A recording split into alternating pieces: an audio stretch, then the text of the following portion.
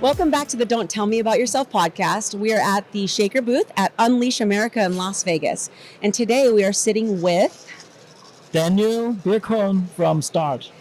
Daniel. Can you tell us about your company? Sure. Yeah, so Start is a platform used by a lot of enterprises worldwide to measure hiring experience. So think of it as candidate experience measurements, hiring manager satisfaction, quality of hire measurements, and stuff like that. So that's what we do. We love data. So that sounds, and we love data in the hiring space specifically. What kinds of metrics do you help companies with, or what do you notice that your clients are most focused on from a metric or data standpoint?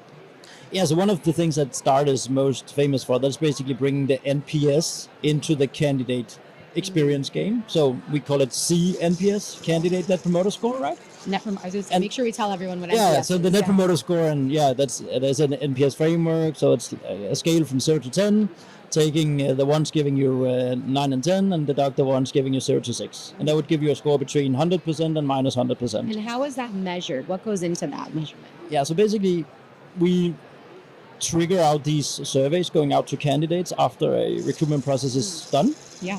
It can be, and the recruitment process can end in many ways. You can get hired, you can get rejected, you can get rejected after screening, but you can also get rejected after an interview, after assessments. It can be that you withdraw yourself and stuff like that.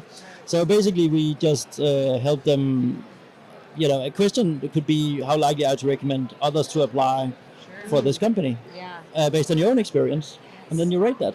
See, we've worked with companies before that only think about the candidate experience for the people that got hired, right? But it's like, what is the candidate experience for the people that don't get hired? Do they leave feeling well evaluated? Are they going to continue to recommend your company anyway? And I just noticed that is a downfall for some companies not to consider that as well. Exactly. As I told you just before, we are bringing this concept of healthy hiring to Unleash. And the point about making hiring healthy, that is that most companies, they reject 95% of their candidates. So basically the one you hire, that's 5%. Right. And ultimately, if you're making 95% of your candidates, let's say disappointed, angry, and detractors ultimately, well, then your hiring is not that healthy. Right. Because then your brand would suffer of it, right? Yeah. So, so there's a little bit of a sustainability element into this, where you can say that the more healthy your hiring is, the more the way you approach hiring is also creating, organic sourcing of new candidates in the future. Yeah. And now I know myself, I have some ideas of why this might be important or how it might help companies, but are there any results that the companies and clients that you work with see when they do put the focus on some of what we're talking about? Yeah, I think you need to have a conceptual buy-in of the fact that if you are pissing off people by the way you recruit, then probably it's not a good idea. Right. Right. And there are different kind of studies. I think it's like 50% of candidates that are unsatisfied after a hiring process, they are most likely not going to be a customer of yours in the upcoming period. And if they are super happy, then they're actually more willing to buy your products. Yeah, that's such a great point. We were talking to someone earlier that was making the point that the candidates are also your customers. 100%. And if you're overlooking that, you're definitely missing something, in the process. And it's super important. And then there's also just the hiring element to it, right? Which is, you can say that most candidates, they are interviewing for several companies. And a lot of the things that is making them choose you or between you and another company, that is maybe also what they feel during the hiring process. Mm-hmm. So meaning, your hiring experience is also ultimately impacting your quality of hire.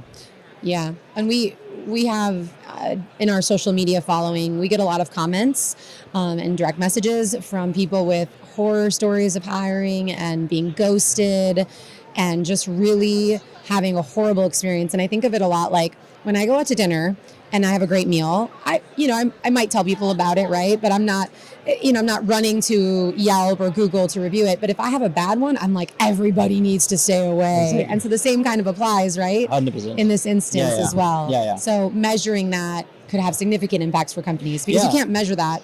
And that's actually also It's part of the business rationale of doing it, right? Because then what we help our customers with, that is to do that in a more closed environment where it's getting more nuanced. Because it can also you can also paint this picture of, I I was rejected, so this is just an awful experience. And that's why the context is extremely important, Yeah. right? So Yeah, because you can be rejected for a company and, like Lorna said, feel well evaluated, have a great experience if this communication was there and you understand why. exactly. You can still walk away having a great experience. And then the company itself has somebody who might come back around someday, right? If they're missing skills or weren't the right fit at the time for the team that you have, you don't want to ostracize that person in case when you do have an opening that fits their skills, they upskill or the opening changes, right? That you have that person to come back to. So yeah, for sure. Is there one thing that talent leaders need to know in the year ahead, and what would that be? Only one thing? We got time. Well, I am actually surprised, and I know I have to say that because of the product that we are selling or the platform that I'm representing, but I'm really surprised by the lack of, let's say, outside-in perspective there is on recruitment. I think that a lot of TA leaders at the moment, they are super obsessed about, how can we utilize AI, how can we implement the AI and how we do hiring, but they have not installed these kind of feedback loops, which basically ultimately is measuring the user experience of it. It's so focused on reducing cost per hire and time to hire and increasing efficiency and so on. But it's just hiring is ultimately about bringing in the right people to the company. And if that is done in a unhealthy way, So I think maybe a data-driven mindset is what I hope we'll see talent leaders have even more going forward. Facts over feelings. That's how it should be. Can you tell our listeners where they can find more information about you and your company? Start.com. That's an easy. That is nice and easy. Yeah, All right. it is. Well, thank you so much. And remember that Yes. Start is one of the only companies in the world having our own Spotify playlist that everyone has, right? So the You gotta check it out. Why no, didn't but you I mean the songs that you like, they would be your Start playlist. Now you get it.